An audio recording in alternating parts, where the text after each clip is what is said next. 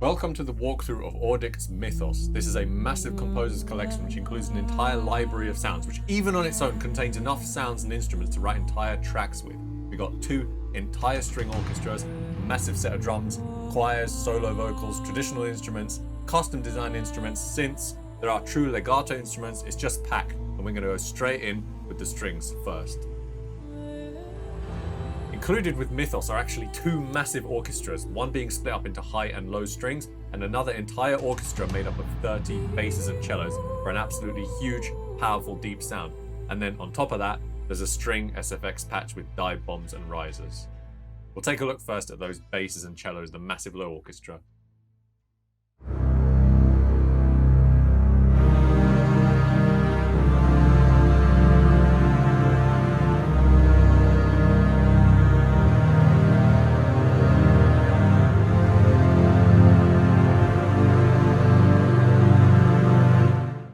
Now let's have a look at the shorts, because these are absolutely massive.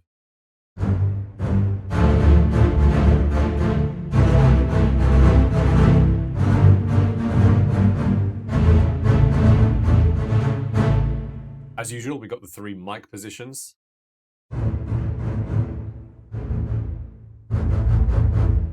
Close position on this one's my favorite. It's a proper massive gritty sound.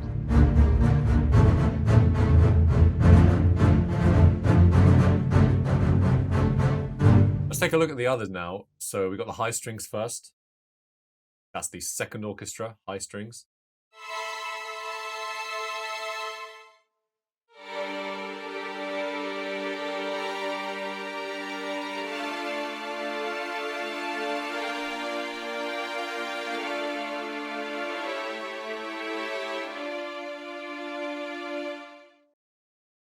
Now the shorts. And what we'll do actually is load up the high and low shorts together. I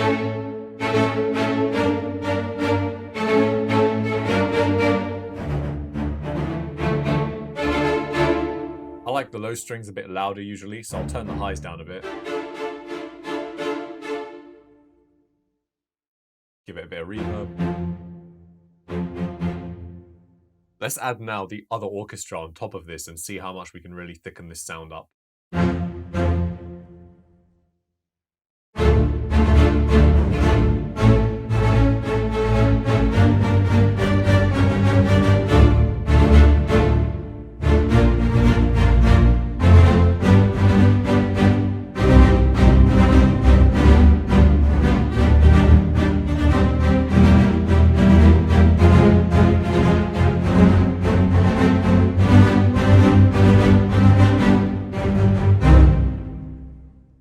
Let's look at these string effects now. So these are actually pitched. Whatever note you play will be the note that the dive bombs end on. At the bottom of the range, we've got the shorter dive bombs.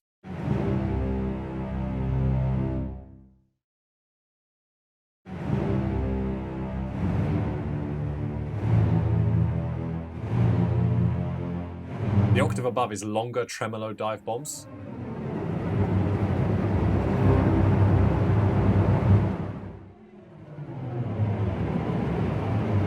Above that again is the long dive bombs, but normal gliss, normal slides, no tremolo. And if you combine different slides and notes, you can get some awesome effects.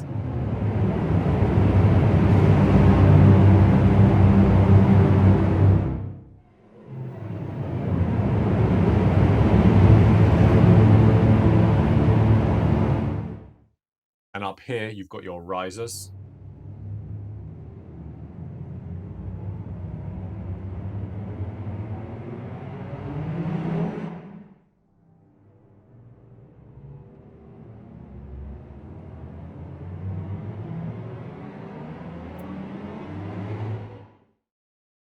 I just want to go back now and load all the long string patches together and see how that sounds.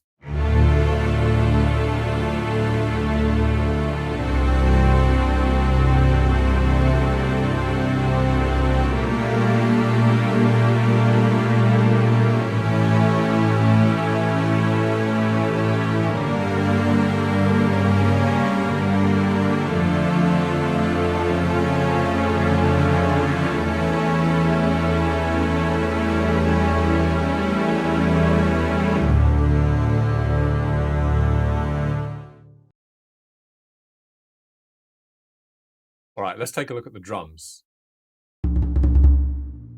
Each drum has been sampled with all sorts of articulations and different mallets. So we've hit different parts of the drum, rims, sticks, heavy mallets, medium mallets, soft mallets, and whatever else fits the context of that particular drum.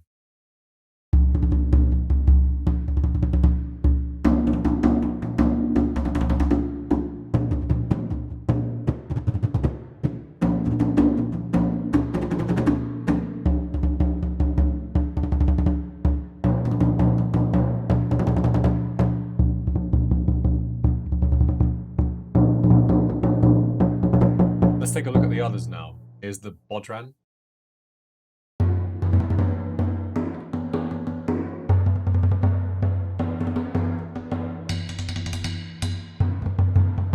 Got some sticks there.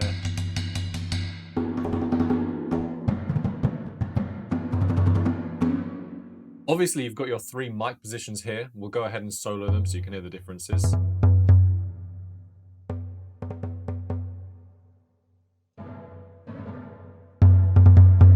You've got a crush knob, which is a sort of subtle combination of saturation, low pass, among other things, stereo width knob, and reverb. EQ controls, pitch knob.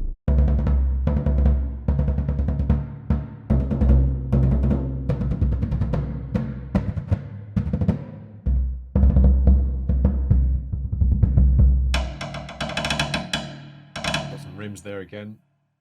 Got a shaker.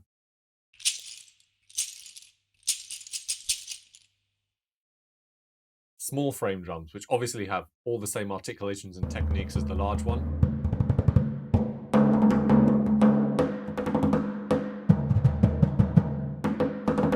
So for example, you can hear these are played at the edge of the frame drum. And then these are more centered on the skin. Makes a totally different sound.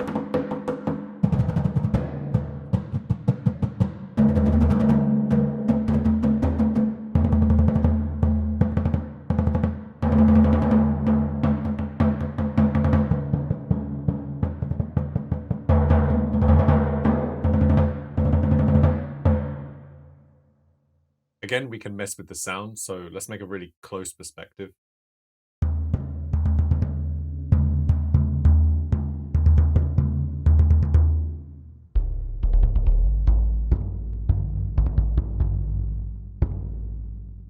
This one's a tabor.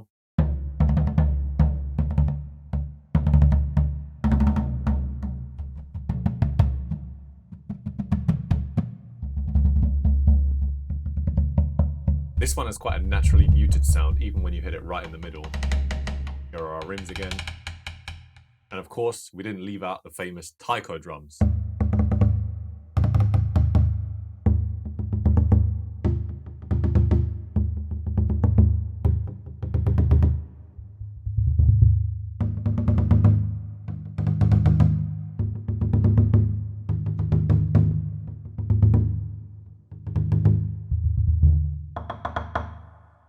Again with the rims.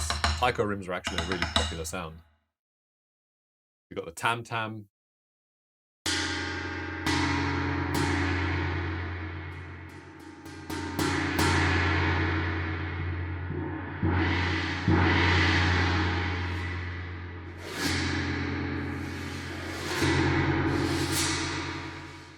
There are various effects like scraping the instrument with things like coins and brushes to create these evolving kinds of textures.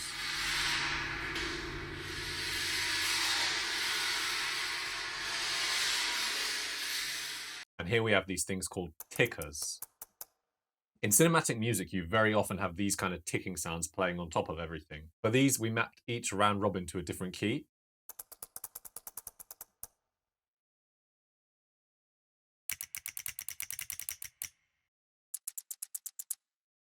This is quite a core sound in modern cinematic music, but high quality ticker sounds are not so easy to come by. Now we've got these 2 SFX patches. We've got the red range, which is battle effects, then we've got the yellow range for some huge war horn style sounds, and the greens are some ambiances. So we've got stuff like this. Stuff you could easily use percussively. Then we've got these huge horns.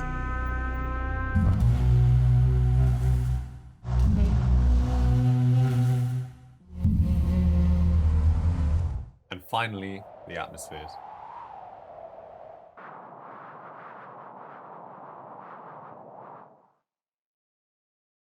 SFX2 is another set of red battle effects and green atmospheres, so we'll take a look again.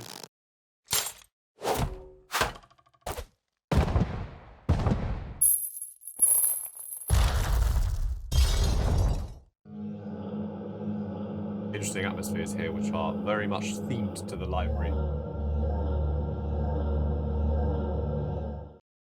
The vocal section will start with this awesome phrases library that we've called the Ice Queen, which is a Celtic-style singer that you can play in any key or musical mode. The green keys are for choosing the key, and the red keys are playable phrases. And remember, to make it work in various modes, for example, if you want E Phrygian, you'd select A minor or C major and play it over an E minor tonality.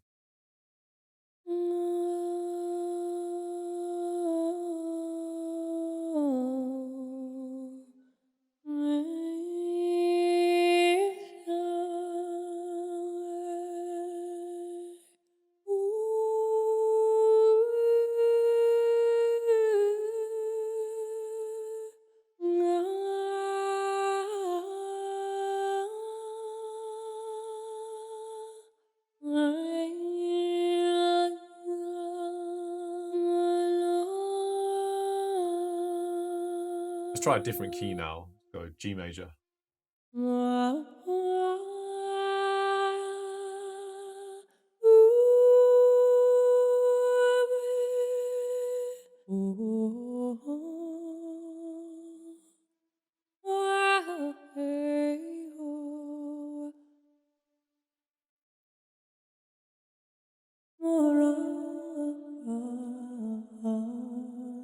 This one actually sounds pretty funky with the crush knob turned up as well.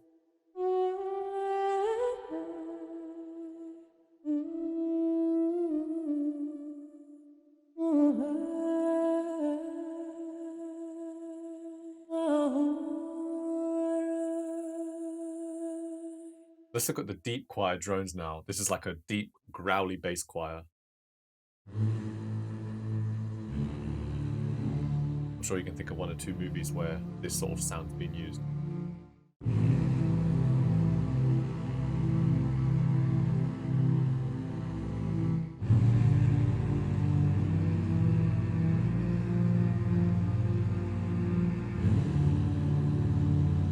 The same style of choir here, but with true legato, and this was re-recorded. This is different samples.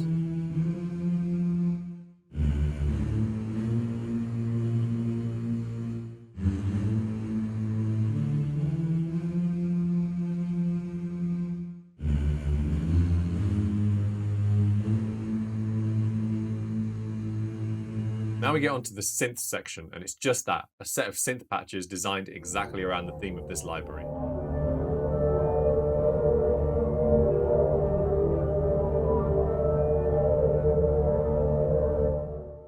And on these synth patches, obviously you've got your amplitude envelope, so you can use that like you would on any synth.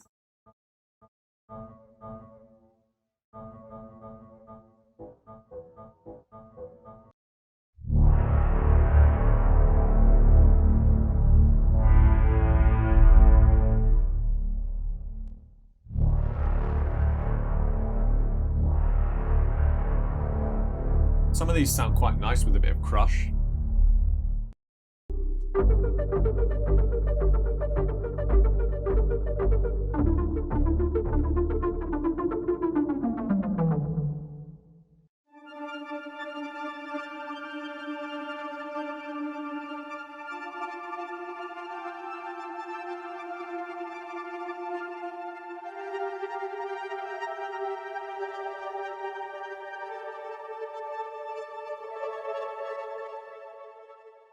A lot of these are actually really designed with that low sub bass that we want in cinematic music.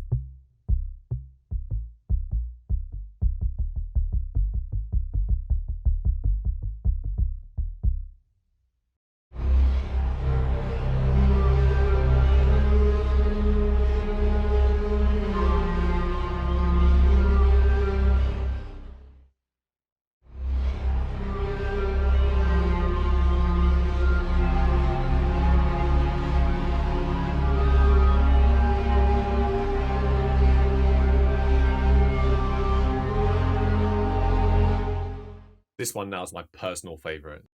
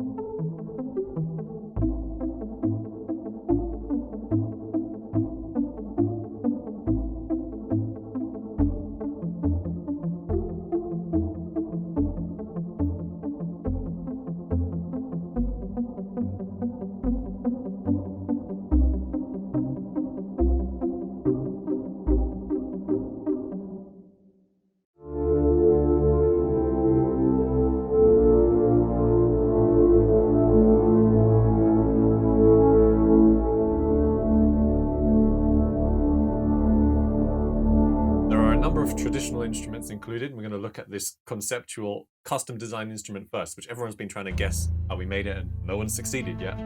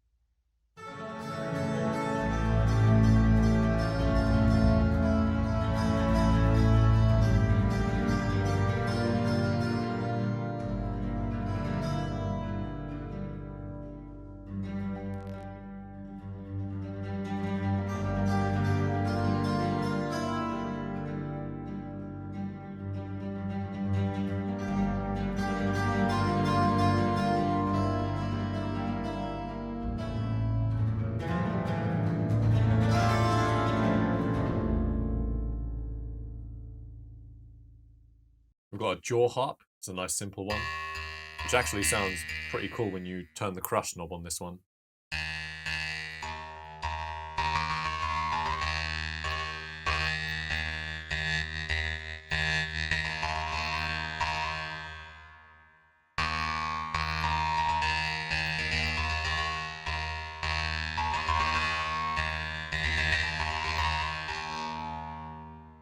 There's a lyre.